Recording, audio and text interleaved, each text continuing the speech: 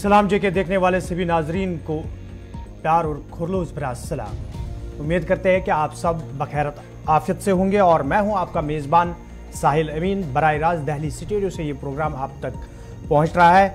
आज के प्रोग्राम में भी मुख्तलिफ मौज़ूआत पर बात होगी। जम्मू कश्मीर की सियासी सूरत हाल के साथ साथ दूसरे मामलात पर भी बात होगी, लेकिन प्रोग्राम की शुरुआत फॉर्मेट के मुताबिक तारीख के पन्नों पर पहली नज़र। खुशामदीद, गुड मॉर्निंग, बहुत बहुत शुक्रिया आप सभी का हमारे साथ ज्वाइन करने के लिए। पीर का दिन, नई सुबह का आगाज एक नए प्रोग्राम के साथ आपकी खिदमत में हम हाजिर हैं। तो आज भी आगाज प्रोग्राम का करेंगे आज के दिन के साथ, यानी हिस्ट्री ऑफ द डे में खास क्या है। अगस्त की आज 7वीं तारीख है, साल 2023।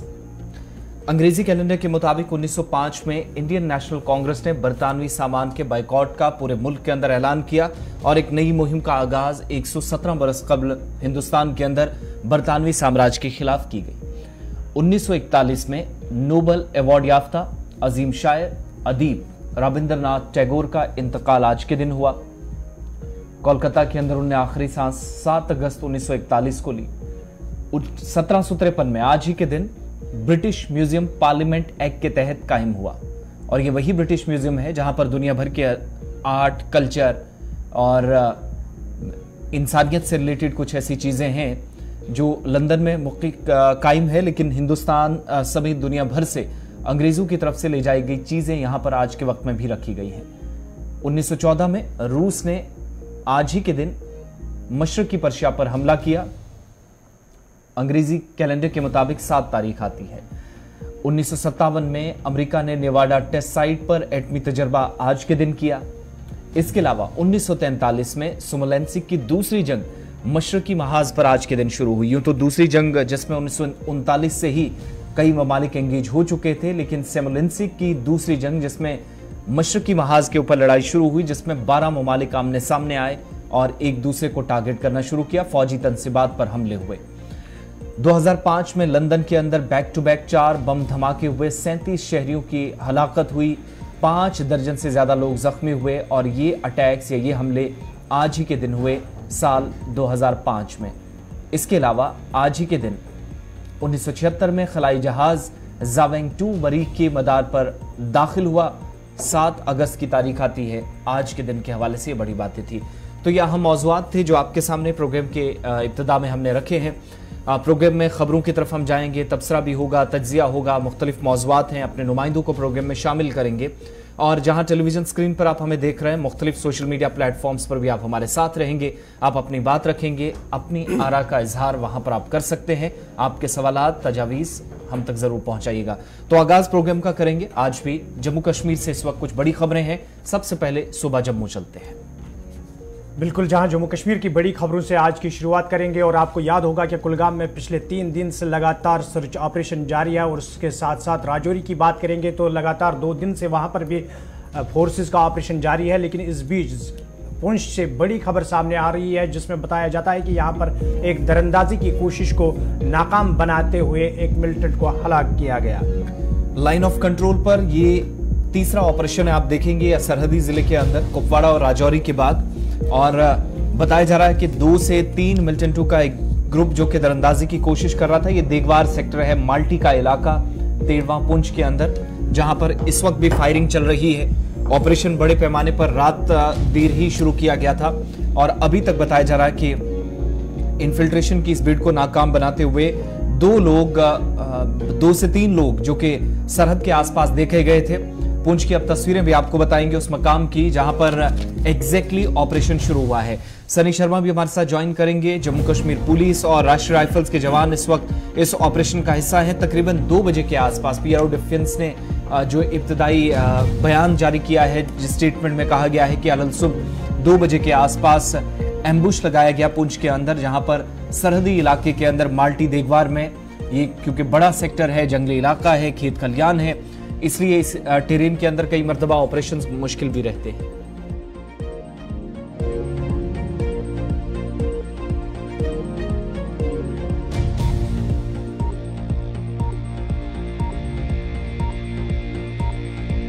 देखेंगे कि देगवार सेक्टर में जहां पर इन्फिल्ट्रेशन की कोशिश नाकाम बनाने का दावा किया जा रहा है, और अभी तक इस ऑपरेशन के दौरान एक मिलिटेंट के हलाक होने की तस्दीक भी की जा रही है। ऑपरेशन इस वक्त भी जारी है और जो इनिशियल डिटेल्स हैं कि 2 से 3 मिलिटेंटों ने यहां से दाखिले की कोशिश की या जो सरहद अबूर करने की कोशिश कर रहे थे, और अभी तक जो फौज का बयान है उससे यही लग रहा है। दूसरी तरफ आप देखेंगे तो राजौरी के अंदर जहां ऑपरेशन चल रहा है, आज का दिन भी है और कल भी हमने आपको बताया था कि खास इलाके के अंदर एक मिलिटेंट को हलाक करने का दावा फौज और पुलिस की तरफ से किया गया। उसके बाद एडीजीपी का राजौरी दौरा, उन्होंने भी कुछ बड़ी बातें कही। प्रेस कॉन्फ्रेंस की 2-3 बड़ी बातें। जब यह ऑपरेशन शुरू हुआ, इससे ठीक 15 घंटे पहले एक बयान आया कि दोनों अजला के अंदर राजौरी पुंछ में अभी भी 2 से 3 मिलिटेंटों के ग्रुप आज के वक्त में सरगर्म है और इनके खिलाफ कार्रवाइयां जारी हैं, यानी दरअंदाजी की कोशिशें भी रुकी नहीं है, जारी हैं। ये एडीजीपी की तरफ से और फौज ने भी तस्दीक की। दूसरा कि क्वाडकॉप्टर्स, हाई टेक्नोलॉजी या फिर ड्रोन्स का जहां जहां सहारा लिया जाना हो इन ऑपरेशंस को, वहां इसकी मदद से अंजाम दिया जाता है। एडीजीपी की चंद बातें जो इन ऑपरेशंस के मुतालिक ब्रीफ कर रहे थे और साथ ही साथ फौज क्या कह रही थी, उसके बाद इस ऑपरेशन के हवाले से मजीद बात करेंगे, क्योंकि राजौरी के अंदर भी ऑपरेशन चल रहा है जिस पर सिक्योरिटी फोर्सेस मुश्तरका प्रेस कॉन्फ्रेंस कर रही थी। देखिए, लगातार कोशिश तो पार से की जा रही है, लेकिन फौज और पुलिस जो यहाँ मौजूद है इसके खिलाफ लगातार प्रयास कर रहे हैं। आपने देखा होगा पिछले कुछ दिनों में 2 आतंकी बॉर्डर पे मारे गए, 4 आतंकी आरआर ने पुंछ के इलाके में मार गिराए। आज ये आतंकी मारा गया है, एक और की तलाश चल रही है। तो जितनी कोशिश पार से की जा रही है उसकी डबल कोशिश हमारी तरफ से की जा रही है और जल्दी इस दहशतगर्दी पे हम काबू कर लेंगे। 2 से 3 ग्रुप के होने की आशंका है। हर ग्रुप में 2 से 3 आतंकी के होने की संभावना है। एग्जैक्ट फिगर्स बताना मुश्किल है।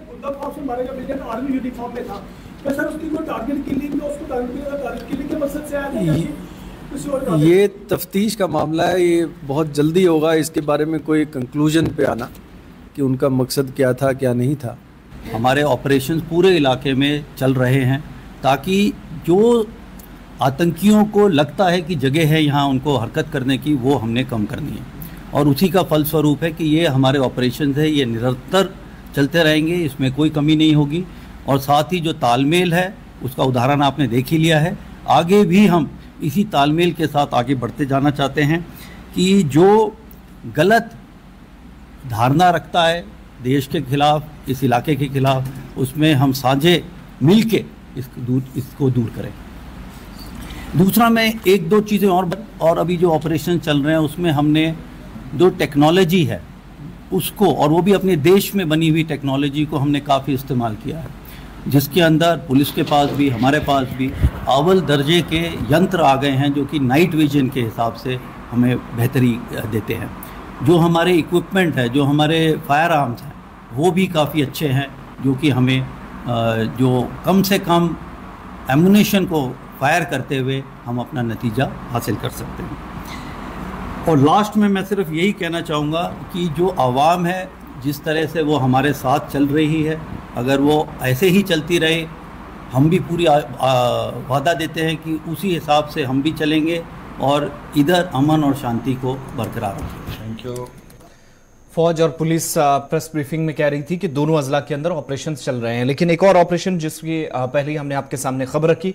सनी शर्मा हमारे साथ हैं, तस्वीरें आप पूंछ की देख रहे हैं जहां पर ऑपरेशन चल रहा है। सनी, क्या ताज़ा तरीन तफसीलात हैं इस ऑपरेशन के हवाले से? जी बिल्कुल आसिफ, आपको बता दूं कि रात के 2 बजे के करीब जो करमाड़ा इलाका है वहां पर जो है कुछ आतंकियों ने जो है वो घुसपैठ करने की कोशिश की। और आपको बता दूं बीती रात ही सेना की तरफ से जो है गोलीबारी की गई और गोलीबारी में एक आतंकी को जो है करमाड़ा इलाके में जो है मार गिराया गया है। और अगर इस इलाके की बात करें तो इस पूरे इलाके में जो है अभी भी सर्च ऑपरेशन जो है वो चल रहा है। और ये वही इलाका है जहां से कुछ देर पहले जो है बड़ी मात्रा में नशीला पदार्थ जो है वो हाथ लगा था और एक आतंकी को भी मार गिराया था। और इस इलाके पूरे में जो है अभी भी सर्च ऑपरेशन चल रहा है। आसिफ, अभी जो इनिशियल डिटेल्स थी कि 2 से 3 लोग शायद देखे गए 2 बजे के आसपास, जब इस एलओसी के एरिया में सबसे पहले सर्च हुआ 2 बजे के आसपास, शायद हो सकता है या मुमकिन है कि कुछ और मिलिटेंट्स भी इलाके के अंदर मौजूद हों। तो ये सर्च क्या सिर्फ दिगवार सेक्टर के एक उसी एरिया के अंदर पर्टिकुलरली है या फिर दाएं बाएं भी ऑपरेशन को शहर तक शुरू किया गया? और दूसरा, जो एक मिलिटेंट के मारे जाने की अभी तक पुष्टि की जा रही है, उसकी बॉडी रिकवर हो पाई है? जी आसिफ, अगर बॉडी की बात करें तो बॉडी एलओसी के पास तार, जो एलओसी की तार होती है वहां पर जो है बॉडी पड़ी हुई है और अभी उस बॉडी के पास सेना का कोई भी अधिकारी जो है नहीं पहुंचा है, क्योंकि 2 से 3 आतंकी जो है वो बताए जा रहे थे कि घुसपैठ करने की कोशिश जो है वो कर रहे थे।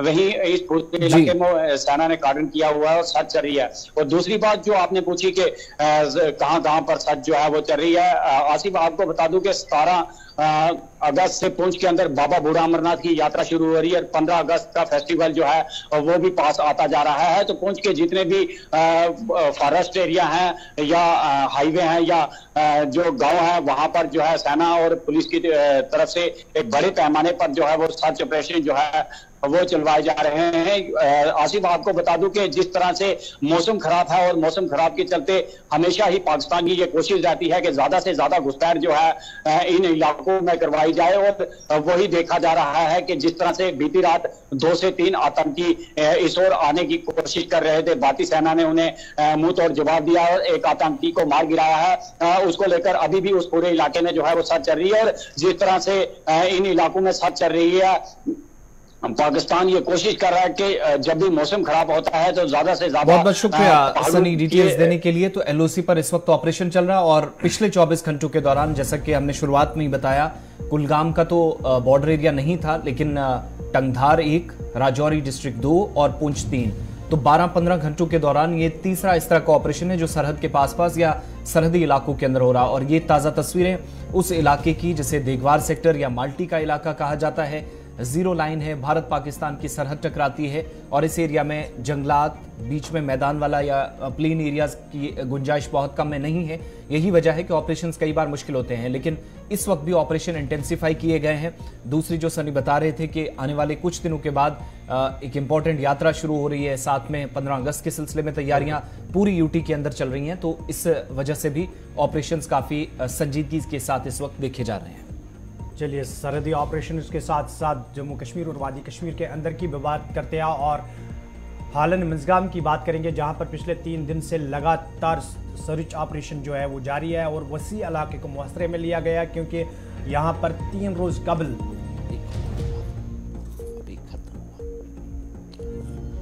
3 रोज कबल यहां पर मिलिटेंटों और फोर्सेस एहलकारों के बीच गोलियों का तबादला हुआ था और उस तबादले में जहां 3 जवान जाँ बहक हुए थे, वहीं पर 2 जो है वो जख्मी हुए थे। उसके बाद न सिर्फ मंजगाम हालन बल्कि उसके आसपास के इलाकों में बड़े पैमाने पर जो है वो मुहसरा किया गया है, तलाशी कार्रवाई शुरू की गई है और मिलिटेंटों की तलाश पिछले 3 दिन से लगातार यहां पर जारी है।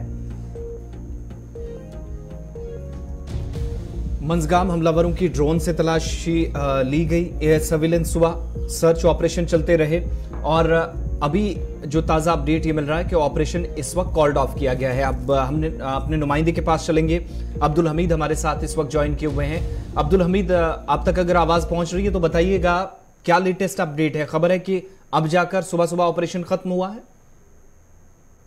हाँ जी हाँ, ये ऑपरेशन तो उनको खत्म करना पड़ा क्योंकि वहाँ पे कुछ उनको कोई भी फुटप्रिंट नहीं मिला है, जबकि उनको ये फुटप्रिंट मिला है कि जो मिलिटेंट्स थे वो भागने में कामयाब हुए। उन्होंने पहले दिन की रात के अंधेरे का फायदा उठाकर कहीं पे छुप गए या कहीं वहां से निकल के कहीं और किसी और मुकाम पे पहुंच गए। अभी तो आर्मी को तो ऑपरेशन अपना बड़ा लंबा करना पड़ा, तो इसलिए कि उनको शक था कि 2 से 3 मिलिटेंट्स अंदर हो सकते हैं, मगर उन्हें कुछ भी हासिल नहीं हुआ क्योंकि 3 दिन तो कंटिन्यू उन्होंने ऑपरेशन किया है। उसके बाद हायर रीच जो है उनको भी खंगाला गया, जहाँ पे भी उनको कोई शक था वहाँ पे आर्मी बुलाई गई, पैरा कमांडोज बुलाए गए, ड्रोन का इस्तेमाल किया गया, जो भी जदीद मशीनरी है उसका इस्तेमाल किया गया, मगर कोई भी फायदा आर्मी को उसमें हासिल नहीं हुआ है, जो कि उनको सवेरे से ही उनको वहाँ पे ऑपरेशन को खत्म करना पड़ा। तकरीबन 100 घंटों के आसपास ये ऑपरेशन चला है। 5 जवान जख्मी भी हुए थे, जिनमें 3 को जो है अपने अपने इलाकों के अंदर भेज भी दिया गया और सुपुर्द खाक भी वसीम को कल कर दिया गया।